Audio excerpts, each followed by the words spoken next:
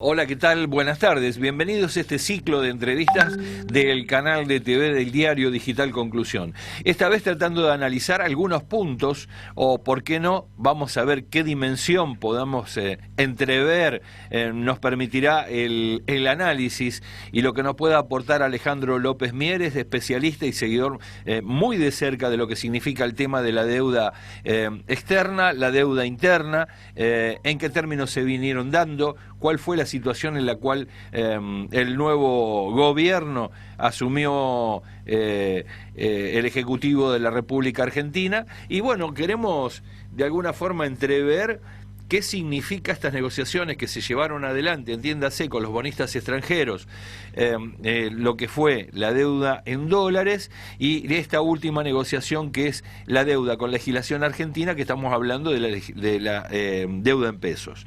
Seguro que Alejandro López Mieres nos va a poder aportar desde su visión qué tipo de nexo hay entre lo que es esa negociación, la posibilidad de un desarrollo de un plan económico del gobierno nacional o de determinadas medidas que seguramente van a impactar sobre la producción y el empleo a todos los argentinos. Seguro nos va a llegar. Entonces le vamos a dar la bienvenida y le vamos a pedir a Alejandro que nos cuente que a partir de esta negociación qué expectativas nos podemos hacer y cómo vamos a tener que organizarnos o reorganizarnos o pararnos de cara al futuro.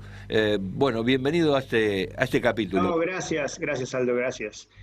Bueno, la verdad que fue un proceso muy largo. Hay que recordar que cuando Alberto Fernández asumió, planteó que la primera medida, la más relevante, era la reestructuración de una deuda monstruosa que habíamos heredado del gobierno macrista y que implicaba la renegociación de 105.000 millones de dólares en bonos entre legislación extranjera y legislación local.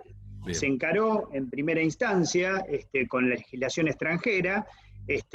Nosotros ya hemos hablado la vez pasada que estuvimos conversando el nivel de concentración que tenían estos bonos en tres grandes grupos fundamentalmente, que es con el cual el gobierno y específicamente el ministro Guzmán estuvo negociando desde el mes de abril hasta el mes de agosto, y digo que fue un proceso duro porque desde la propuesta original del 21 de abril hasta la propuesta definitiva de principios de agosto, y que es aceptada por estos grupos y que traccionó a tenedores minoristas que podían estar, desperdigados por el mundo.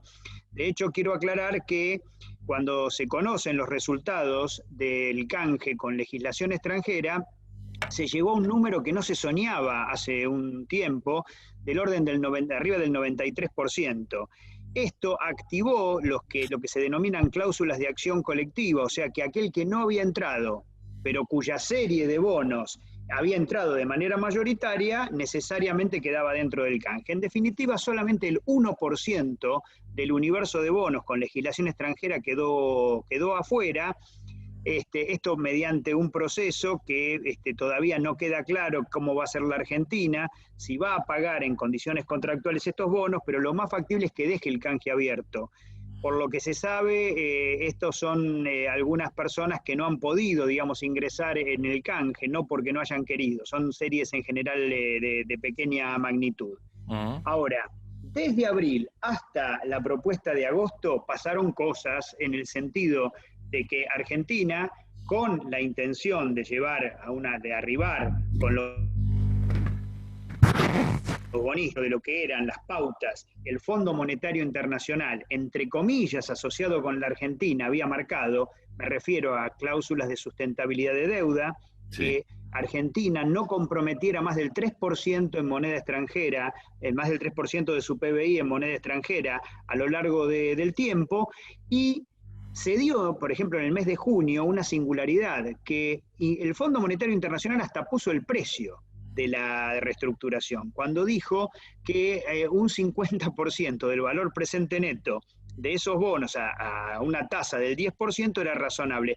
Yo no vi antecedente histórico de una intervención, del Fondo Monetario, que si bien se asoció a la Argentina para, entre comillas, presionar a los bonistas, ahora somos nosotros los que los tenemos enfrente para tener que negociar con ellos. Pero en definitiva, entre abril y agosto, se sumaron de la propuesta argentina de abril a la de agosto 13.000 millones de dólares a pagar hasta el año 2030. La quita de capital se fue del 5,4% promedio al 1,9%, o sea, se redujo la quita de capital, y la tasa de interés promedio subió casi un 50%, de un 2,3% al 3,1%. O sea que Argentina dio señales a los bonistas para llegar a este resultado exitoso. Pero no solamente fueron las condiciones financieras, digamos, las determinantes, sino también cuestiones que en su momento hablamos como la letra chica del acuerdo, que tiene que ver fundamentalmente con en qué condiciones se van a emitir los nuevos bonos respecto a futuras reestructuraciones. O sea, Argentina, de alguna manera, para no entrar, digamos, en detalles técnicos, un poco se autorrestringe a la posibilidad de hacer reestructuraciones futuras. O sea, queda bastante más condicionado que lo que era en el planteo del mes de abril. Pero la buena en ese sentido es que se condiciona que todos los bonistas que estaban con bonos del canje 2005-2010 se quedan con las pautas del fideicomiso, o sea, las reglas que determinaban ese fideicomiso, y los bonos macristas, los que se emitieron después del 2016, con las otras condiciones que tienen cláusulas antibuitre. Y esto también es muy, muy relevante. Cuando uno analiza el universo combinado de deuda en moneda extranjera con legislación extranjera y deuda en moneda extranjera con legislación local, ahí llegás al universo de los 105.000 millones de dólares que yo te decía, que tuvo prácticamente arriba del 99% de adhesión este canje, lo cual ha sido un éxito, quizá uno de los canjes más importantes de la historia de los canjes, digamos, ¿no? En términos de tenedores de bonos privados. O sea, esto realmente es muy valioso, fundamentalmente a la vista de la negociación que tenemos en este momento en adelante, que tiene que ver con el Fondo Monetario Internacional, que ese es un capítulo mucho más complejo y mucho más difícil, ¿no? Claro, ahora para quien nos está escuchando, yo, tratemos de bajarlo un poco a tierra, como quien dice, para que el ciudadano de a pie pueda dimensionar esto que vos nos explicabas, que es muy importante. Por ejemplo, ¿por qué se dice que es bueno el 50% iniciarse en abril y donde el fondo interviene? Porque, quien no haya tenido en sus manos un bono no entiende si el valor de mercado en el momento que se emite es 100 o si es 50. Si nos puedes contar muy, muy brevemente, ¿no? ¿Qué es lo que pasa cuando la República Argentina emite un bono? Hay quien lo compra, y si lo quiere comprar al día siguiente, ¿qué pasa? Y si lo quiere vender al día siguiente, ¿qué pasa?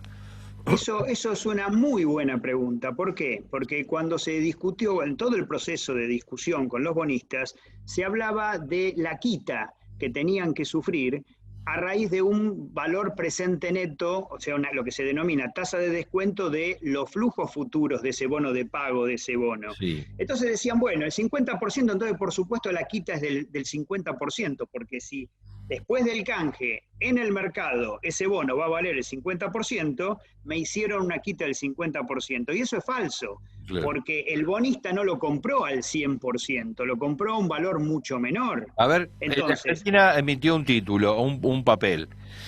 Cuando lo vende, al día siguiente de emitirlo, digamos, va y lo vende en el mercado, ¿cuánto le pagan por ese papel que va a cambiarse dentro de 10 años? Como un pagaré. Claro, eso depende de las condiciones de mercado. Mirá, hace una semana, cuando se empezaba a formalizar el canje, la tasa de descuento sobre esos bonos estaba en el 13%. Mañana, recién el día de mañana, van a empezar a cotizar en New York los bonos argentinos con legislación extranjera.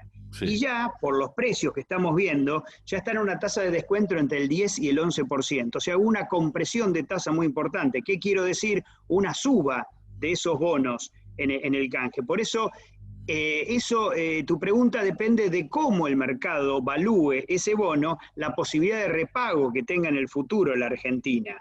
Entonces, de riesgo país arriba de 2.000 puntos que estábamos viendo hace una semana, es altamente probable que el día de mañana, cuando empiecen a cotizar estos bonos y se empiece a medir nuevamente el riesgo país argentino, haya una caída muy importante de ese riesgo país. Ahora, hay un tema que es muy importante y que tiene que ver con la quita. Hay un economista que creo que vos lo conocés, Juan Valerdi, no sé si lo has tratado. Sí, lo hemos escuchado. Bueno, tuvo un cruce, no un cruce, digamos, ¿no? Él tiene un análisis crítico del canje y consideró que la quita era mucho más baja que la que mediáticamente los fondos y había llegado a imponer como tal. Porque tomaba una tasa de descuento muy baja, del 5%, haciendo el símil con el endeudamiento de Paraguay, por ejemplo, en este momento un país vecino. Él publicó esta crítica en un blog muy importante, que es El cohete a la luna, y fue contestado por Horacio Berbisky, que lo refutó. Bueno, nosotros en el trabajo tenemos una medida objetiva, la que nosotros creemos una medida de la quita de deuda que han tenido, digamos, los bonistas, porque nosotros lo que hicimos fue tomar los nuevos bonos, pero los descontamos a la tasa de los bonos viejos, o sea, de las tasas contractuales de los bonos viejos. Y eso nos da a nosotros una quita del 26%. Bien. Y esa es la que nosotros creemos más realista, que están sufriendo, entre comillas. Quiero decir que es una quita mucho más baja de la que, digamos, en su momento se habló. Pero más allá de esto, el oxígeno que tiene Argentina de aquí al 2024 es realmente muy relevante. Es muy relevante porque el ahorro es prácticamente, cuando digo ahorro, es plata que no se va a pagar y que estaba comprometida en la estructura previa, son casi 41.000 millones de dólares en 5 años. O sea, que Argentina ha logrado un desahogo muy fuerte en términos de sector externo, pero ahora viene el fondo. Y ahora viene la otra discusión con el Fondo Monetario Internacional para poder descongestionar los próximos años. ¿Por qué? Porque el préstamo que le dio el Fondo Monetario Internacional a Macri de 44.000 millones de dólares, violando sus propios estatutos, porque Argentina era un país que ingresaron esos dólares y automáticamente un gran porcentaje de lo que ingresó se fugó, prácticamente prestándole el 1.200% de la cuota que Argentina tiene en el Fondo Monetario Internacional y de alguna forma dando un préstamo que no era posible devolverlo en los términos contractuales. Argentina tiene que devolver 35.000 millones de esos 44.000 entre el 2022 y el 2023. Sí. Eso es lo que Argentina se tiene que sentar a discutir ahora con el Fondo Monetario Internacional. Ahora, se dice... Argentina tiene un stand-by que lo puede llegar a renovar a una tasa no menor, te digo, porque se da la paradoja que la tasa que en este momento le está cobrando al país el Fondo Monetario Internacional es mayor que la que negoció ahora con los bonistas. Del 3,96%. Esto es una cosa muy sugestiva. Yeah. Ahora, lo que planteo es, si se planteara otro tipo de acuerdo con el fondo, que es lo que se llama facilidades extendidas, y que puede ser hasta 10 años, en general siempre va atada de condicionantes, de reformas estructurales, que puede ser una reforma laboral, una reforma previsional o una reforma impositiva, que perjudique a los intereses populares. En eso estamos y esa es la pulseada que el país en este momento tiene que encarar. Bien, hasta lo que, a ver, la pregunta es esta, con lo que el gobierno hasta ahora logró, por bueno, por malo, por más o menos, depende de cómo se vea cuando se hace el análisis. ¿Qué facultades tiene ahora el gobierno como para que en materia económica comience a lanzar medidas que vaya en beneficio de los sectores populares? Bueno, vos sabés perfectamente que el ajuste no es actual. El ajuste empezó en junio del 2018 de manera fuerte precisamente con el acuerdo con el Fondo Monetario Internacional. Sí. Y el objetivo del acuerdo con el Fondo Monetario Internacional era hacer un ajuste salvaje, fundamentalmente en los ingresos, fundamentalmente para reducir importaciones y poder descongestionar el sector externo, que como, digamos, Vos sabés, es cíclico en la Argentina en función de y es pendular de alguna forma, ¿no? Claro. Los famosos ciclos de stop and go históricos de la Argentina. Ahora, el ajuste del sector externo ya lleva prácticamente 2 años. Argentina hoy tiene un superávit en la balanza comercial de más allá, incluso con la pandemia, de arriba de 15.000 millones de dólares, que no lo está pudiendo capturar el Banco Central en este momento, por eso tiene serios problemas para poder juntar reservas y para poder acumular reservas, porque los importadores están adelantando pagos, están cancelando deudas y fundamentalmente las empresas privadas que venían endeudadas en este momento están cancelando deudas. Esto hace que el Banco Central no pueda juntar reservas y por eso estamos viviendo como un periodo, digamos, de transición hasta que esto relativamente se ajusta. Hay toda una discusión también con los $200, ¿no? En el mes de agosto se calcula que unas 5 millones de personas compraron esos $200 que está traccionando las escasas reservas que tiene en este momento el Banco Central. Por eso te digo, hoy hay 2 puntos en la economía, en la economía del sector externo, que son centrales. El acuerdo con el fondo y qué va a pasar con el tipo de cambio y cuáles son las políticas que el Banco Central va a llevar adelante a partir de ahora. Bien, cuando se ve la posición interesada de algunos sectores de la política en decir que esto es bueno o es malo, que por lo general no siempre la posición está de alguna forma reconociendo algunos logros del gobierno, más allá de que son acotados, ¿qué es lo que está pasando por atrás? O sea, ¿qué es lo que ven que se viene que no les es beneficioso a sus intereses, digamos, electorales? Bueno, por empezar, digamos, contrarios a cualquier forma de regulación, que paradójicamente también la pusieron en su gobierno, porque sí. Yo recuerdo que después de las PASO del año pasado, el que instrumentó, digamos, el adelantamiento de la liquidación de exportaciones, que venía siendo eterno, o que puso un control a tipo de cambio fue la CUNSA. Sí. Acá, de alguna forma, digamos, se perfeccionó y hubo que ir ajustándolo.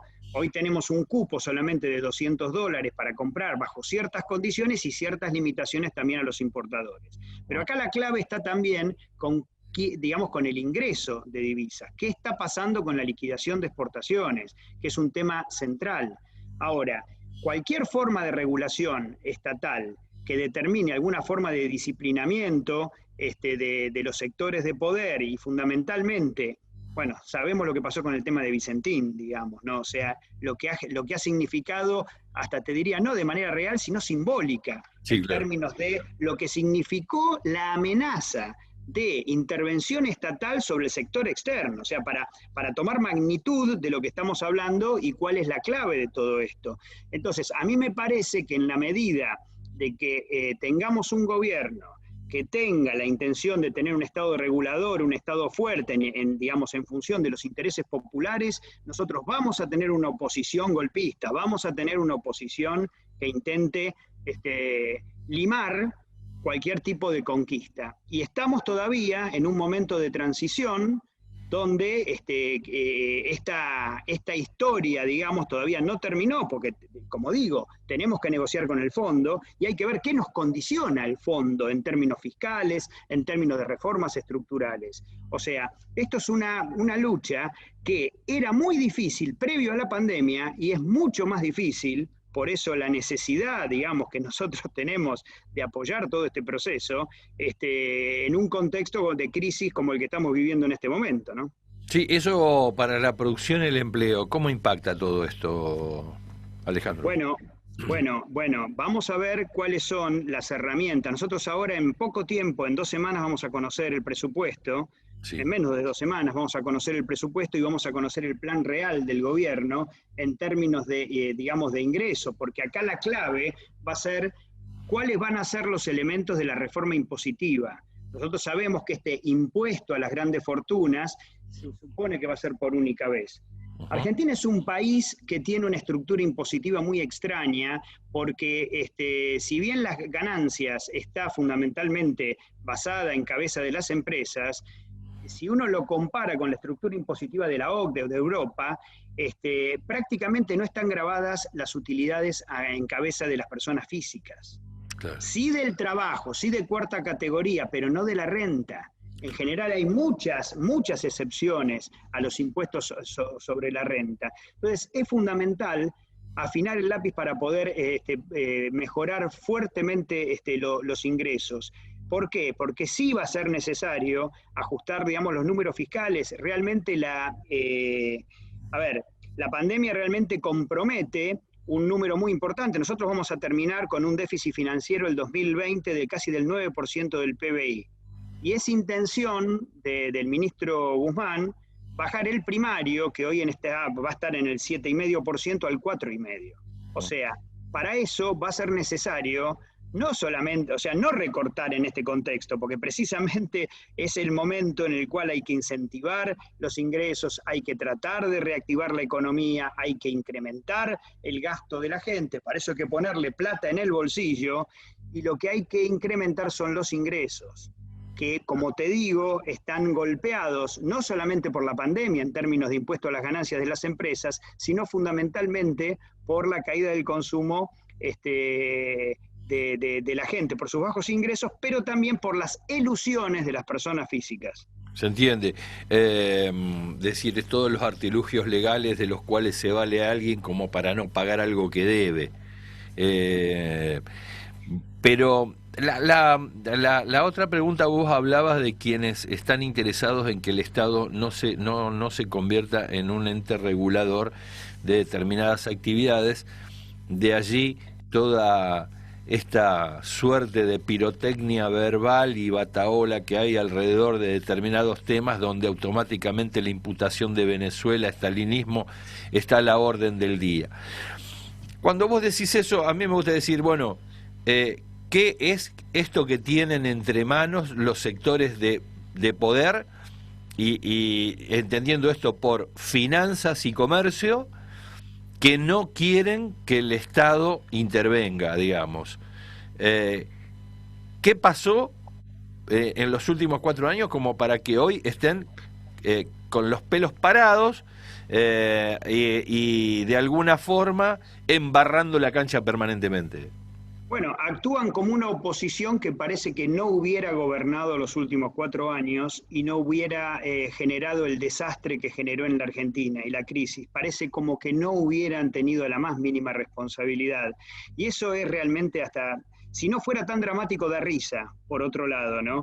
Y respecto, digamos, o sea, toda la derecha liberal siempre, digamos, fue desregulacionista y fundamentalmente tiene la intención de liberalizar toda la economía. Entonces, cualquier protección específica que vos pongas a un sector, cualquier subsidio, por ejemplo, el tema de las retenciones. El tema de las retenciones ha sido central para poder mantener el equilibrio de recaudación.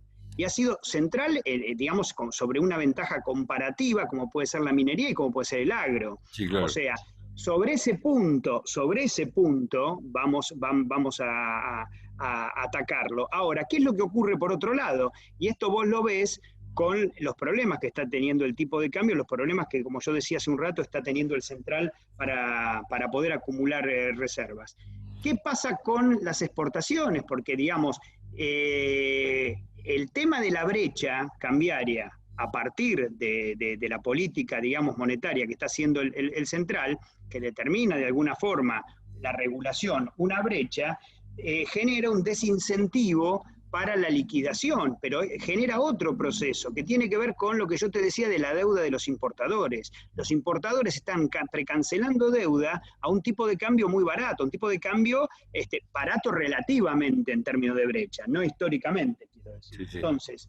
Entonces, la brecha le juega en contra al gobierno en este sentido, y entiendo que es posición del ministro Guzmán tratar de atacar ese punto.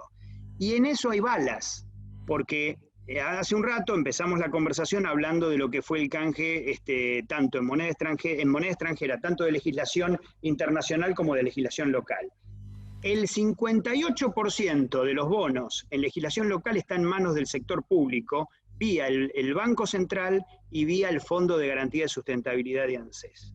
O sea, que la posibilidad de fuego que tienen estas dos agencias del sector público, podríamos denominar, para intervenir en la brecha vendiendo bonos contra pesos, es muy importante y bajaría, de ser exitoso, esas expectativas. Yo quiero decirte algo.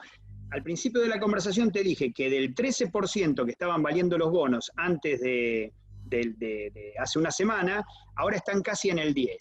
El dólar MEP, que es el dólar bolsa, el que denominado dólar bolsa, bajó de 126 a 116. Sí. O sea, estamos viendo, contrariamente a lo que se ve en la calle, contrariamente a las escenas golpistas que estamos viendo en los medios de comunicación y de boca de muchos miembros de la oposición, una estabilización financiera que no se esperaban. Claro. Entonces, pareciera que contra mejor está la cosa, digamos que contra mejor está la cosa económicamente o financieramente, la pirotecnia verbal necesita ser más fuerte para llegar, ¿no? Yo lo veo así. Claro. Bueno, digamos, visto esto, por oposición se puede llegar a entender que hay cierta incomodidad en estos actores porque la cosa se iría acomodando. Y permitiría cierto grado de tranquilidad como para proyectar a Argentina hacia aquello que el gobierno se propuso previo a la pandemia, digamos. Tal cual, y acordate de lo que se decía del ministro Guzmán. Sí. Académico, inexperto, sí. Sacachispas, sí. Ese tipo de, bueno, este señor, sub 40, llevó adelante una de las reestructuraciones más importantes, ¿no? Claro. Alguno podrá criticar, decir que podría haber sido más fuerte, que la quita podría haber sido mayor. Es cierto, sí, es cierto. Pero hoy el oxígeno que Argentina gana en los próximos 4 años en un contexto de crisis no es un tema menor, y creo que por otro lado se habilitan, como yo decía, por las corresponsabilidades que tuvo el Fondo Monetario Internacional con el gigantesco préstamo para bancar la reelección de Macri, la posibilidad de negociar quizá un acuerdo de facilidades extendidas no condicionado. Claro. O sea, ¿qué quiero decir con esto? La posibilidad de que Argentina pueda reestructurar la deuda con el fondo a 10 años a una tasa razonable, sin la solicitud de parte del fondo de reformas estructurales que puedan ir en contra del crecimiento, en contra de la gente. Se entiende. Bueno, Alejandro, los muertos no pagan, digamos, pero bueno, evidentemente, independientemente de estas explicaciones, digamos, como síntesis, se puede llegar a decir que el fondo va a venir. Algunos dicen que vienen degollando, otros dicen que vienen con un paquete de condicionamientos para ver de qué forma se va a negociar, y otros dicen de que bueno, que el fondo va a venir, va a negociar, y si bien no lo va a hacer por bueno, lo va a hacer por necesidad de que la Argentina empiece a devolverle lo que tan mal prestó, con lo cual, si ya saltaron algunos funcionarios del organismo producto de esto, sea por saneamiento interno o sea porque hubo una disputa que obligó al corrimiento de estos funcionarios, lo cierto es que para Argentina al menos no parece ser un futuro hostil. Sin embargo, diríase que hay algún paper que vos conozcas ya, que en donde haya algún tipo de, alguna letra, no digo chica, algún condicionamiento que aparece así como nubarrones en el cielo. No, digamos, no. Respecto a lo que es lo que hablabas de la reestructuración del fondo, sí hay documentos internos autocríticos de lo que el fondo hizo con Argentina, de cómo por intereses geopolíticos, en términos de la posición de Argentina en América Latina y cómo Trump quería bancar la reelección de Macri, se hicieron cosas que no había que hacer. Ahora, ¿cómo se va a traducir esa corresponsabilidad reconocida por el Fondo Monetario para poder reestructurar la deuda en condiciones no condicionadas? Eso está por verse. Bien. Ahora, también es cierto que en el contexto de la pandemia que estamos viviendo, el Fondo Monetario tuvo que asistir a 80 países. Claro. O sea que esos fondos son necesarios no solamente para la Argentina, sino también para el resto del mundo en un contexto de crisis global. Claro. Entonces, a mí me parece que Argentina ha sido un mascarón de proa respecto a la reestructuración con el sector privado, pero también va a ser un mascarón de proa para otros países endeudados respecto a lo que vayan a ser las pautas de reestructuración con el fondo. Perfecto. Bueno, Alejandro, desde ya yo te quiero dar las gracias por participar en este ciclo de entrevistas y bueno, ni bien aparezca alguna información respecto de con qué se viene el fondo, vamos a estar llamándote como para poder despuntar o deshojar la margarita, a ver si el fondo nos quiere o no nos quiere, nos quiere o no nos quiere, de acuerdo. Va a ser un placer, pero también lo quiero correlacionar con el otro tema que va a ser la política cambiaria. Va a ser central lo que pase en las próximas semanas. Bien. Y sobre la presentación también del presupuesto respecto a la acción que va a tomar el Banco Central respecto a los dólares. Bien. Es muy importante el tema cambiario. Bueno, vamos a estar viéndolo entonces. Si emerge algún tipo de nubarrón en el horizonte, te vamos a estar llamando para saber qué clima vamos a tener, si hay para paraguas o no. O no. Un gusto, un gusto. Igualmente, Alejandro, muchas gracias. No, por favor, nos estamos viendo. Un buen descanso. Bueno, hablábamos con el economista Alejandro López Mieres, quien es especialista en materia de deuda. Lo oportuno en este caso, al menos por lo que nos termina de volcar como para el análisis, es que si había algo que estaba preocupando sobremanera al gobierno, uno puede llegar a entender el porqué de esta distensión, si se quiere, en el equipo gobernante, en el equipo de economía y también en el Ministerio de la Producción que lidera Culfas. La idea y el impulso que se le dio a un anuncio respecto de algunas medidas que iban a llegar en materia económica que iba a afectar a la producción y al empleo, bueno, prácticamente lo tenemos encima, si bien se adelantaron algunas medidas en ese sentido. Ahora, lo que queda también como saldo positivo es que sí, se está de alguna forma aquietando las aguas respecto de lo que últimamente, al final de lo que hablábamos con Mieres, tiene que ver con la brecha cambiaria que existe, que se debe aquietar, pero que parece ser que de alguna forma eso se va encaminando y encarrilando como para que no nos tengamos cimbronazos en ese sentido, se diría que hasta tenemos una buena perspectiva. Faltaría el fondo, como todos los escuchamos, pero bueno, vamos a ver qué es lo que va a pasar, vamos a ver qué va a hacer Guzmán en los próximos días, qué se trae Culfas, si es que tiene algo debajo del brazo como para poder sorprendernos, y habrá que esperar. Bueno, por lo menos parece ser que estamos mucho más descongestionados que lo que creíamos.